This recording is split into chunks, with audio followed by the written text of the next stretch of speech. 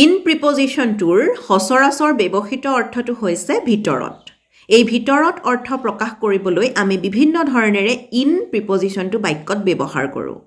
উদাহৰণস্বৰূপে, he is in the room, তেওঁ কোঠাটোৰ ভিতৰত আছে।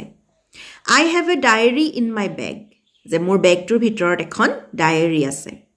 There are 30 students in our class, আমাৰ শ্ৰেণীত 30জন ছাত্ৰ ছাত্ৰী আছে। There are 100 books in the shelf, যে সেই চেল্ফটোত 100খন কিতাপ আছে। ইন প্ৰিপজিশ্যনটোৱে কেতিয়াবা বেলেগ বেলেগ ধৰণৰ অৰ্থও বাক্যত প্ৰকাশ কৰে।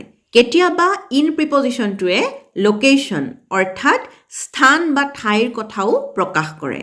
যেনে the Sivadol is in Sivasagar, যে শিৱদৌল শিৱসাগৰত আছে। The Eiffel tower is in Paris, Eiffel tower পেৰিছত আছে। I met him in the park, মই তেওঁক পাৰ্কত লগ পাইছিলোঁ। গতিকে এনেধৰণেৰে ঠাইৰ কথা ক'বলৈও ইন প্ৰিপজিশ্যনটো বাক্যত ব্যৱহাৰ কৰা হয়। কেতিয়াবা ইন প্ৰিপজিশ্যনটোৱে সময়ৰ ধাৰণাও প্ৰকাশ কৰে। যেতিয়া কোনটো সময়ত কামটো হ'ল নিৰ্দিষ্টকৈ সময়টো উল্লেখ নাথাকে, যেতিয়া গোটেই সময়ছোৱাৰ কথা ক'বলগীয়া হয় অৰ্থাৎ পিৰিয়ড অফ টাইম প্ৰকাশ কৰিবলগীয়া হয়, তেতিয়া বাক্যত আমি ইন ব্যৱহাৰ কৰোঁ। বিশেষকৈ মাহ, বছৰ ইত্যাদি ধৰণৰ অৰ্থ অৰ্থাৎ পিৰিয়ড অফ টাইম প্ৰকাশ কৰিবলৈ বাক্যত ইন ব্যৱহাৰ কৰা হয়। In January, in April, in July, in 2000, in 1995, in the morning, in the evening, in the afternoon, এনেকুৱা ধৰণেৰে। যেতিয়া কোনটো সময়ত কামটো হৈছে একদম সেই নিৰ্দিষ্ট সময়টো উল্লেখ নাথাকে, তেতিয়াই আমি ইন ব্যৱহাৰ কৰোঁ। কৈছোঁৱেই, মাহ, বছৰ বা ৰাতিপুৱা, আবেলি ইত্যাদি ধৰণৰ যেতিয়া পিৰিয়ড অফ টাইমক আমি উল্লেখ কৰিবলগীয়া হয়, তেতিয়া আমি ইন ব্যৱহাৰ কৰোঁ। মাই ছিষ্টাৰ ৱাজ বৰ্ণ ইন 1995, মোৰ ভণ্টীৰ জন্ম হৈছিল 1995 চনত। কোনটো দিনত কেই বজাত মই উল্লেখ কৰা নাই, গতিকে মই গোটেই চনটোৰ কথা কৈছোঁ, গতিকে in 1995। I am going to visit my grand mother in April, মই এপ্ৰিলত মোৰ আইতাক লগ কৰিবলৈ গৈ আছোঁ। কোনদিনা যাম, কোন সময়ত যাম মই কোৱা নাই, গতিকে গোটেই এপ্ৰিল মাহটোৰ কথা কৈছোঁ, গতিকে in April. I always go' for a walk in the morning, মই ৰাতিপুৱা সদায় খোজ কাঢ়িবলৈ যাওঁ। কেই বজাত যাওঁ উল্লেখ কৰা নাই, গতিকে in the morning.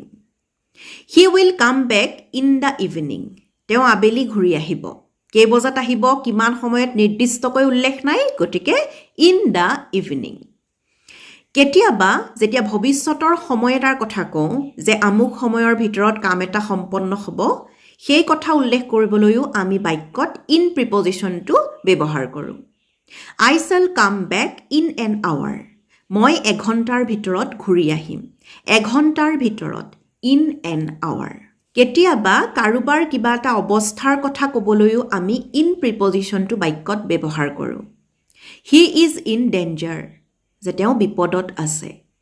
He is in good health, যে তেওঁ স্বাস্থ্যৱান হৈ আছে। কোনোবা এজন ভাল কিবা এটা স্থানত আছে, ভাল পজিশ্যনত আছে। হি is in a good position, এনেধৰণেৰে।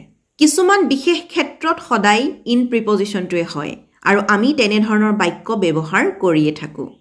যেনে ধৰক, believe in God, believe in yourself, believe in myself. I always believe in God, মই সদায় ভগৱানক বিশ্বাস কৰোঁ। সেই তেনেধৰণৰ বাক্যৰ ক্ষেত্ৰত সদায় ইন। কাৰোবাক যেতিয়া আমি কওঁ যে সঘনাই যোগাযোগত থাকিবা দেই, সঘনাই যোগাযোগ কৰি থাকিবা, প্লিজ বি ইন টাচ বা অলৱেজ কিপ ইন টাচ, সেই কথা ক'বলৈ আমি সদায় ইন প্ৰিপজিশ্যনটোৱেই ব্যৱহাৰ কৰোঁ। Please be in touch. কেতিয়াবা যেতিয়া কাৰোবাক কওঁ যে এই কথাটো মনত ৰাখিবা দেই, তেনে ক্ষেত্ৰতো আমি সচৰাচৰ বেছিভাগ সময়ত ইন প্ৰিপজিশ্যনটোৱেই ব্যৱহাৰ কৰোঁ।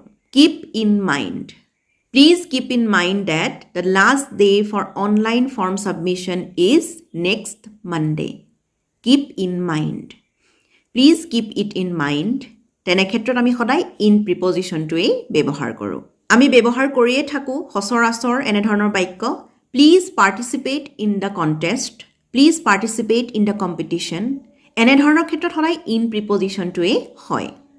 বা আমি সচৰাচৰ ইন প্ৰিপজিশ্যনটো আৰু এনেধৰণৰ বাক্যত ব্যৱহাৰ কৰোঁ, যেনে the news was published in the newspaper যে নিউজ পেপাৰখনত সেই নিউজটো প্ৰকাশ পাইছিল I have read your poem in the magazine যে মই আলোচনীখনত তোমাৰ কবিতাটো পঢ়িলোঁ in the newspaper in the magazine in the book in the novel এনেধৰণেৰে গতিকে এনেকৈয়ে আমি বিভিন্ন ধৰণেৰে ইন প্ৰিপজিশ্যনটো বাক্যত ব্যৱহাৰ কৰোঁ অহাটো আলোচনাত নতুন এটা প্ৰিপজিশ্যনৰ সৈতে আকৌ লগ পাম কোনোবা দুজনমানে মোক কৈছিল যে বাইদেউ প্ৰিপজিশ্যন ছিৰিজ এটা দিব গতিকে মই যিমান পাৰোঁ প্ৰিপজিশ্যনৰ কথা ক'বলৈ চেষ্টা কৰিছোঁ আৰু ভইচ চেঞ্জৰ যিখিনি থাকি গৈছে সেইখিনিতো আগবঢ়াই নিমেই গতিকে অহাটো আলোচনাত আকৌ লগ পাম অন্য এটি প্ৰিপজিশ্যনৰ সৈতে তেতিয়ালৈকে চাই থাকিব আৰু চৰ্চা কৰি থাকিব ধন্যবাদ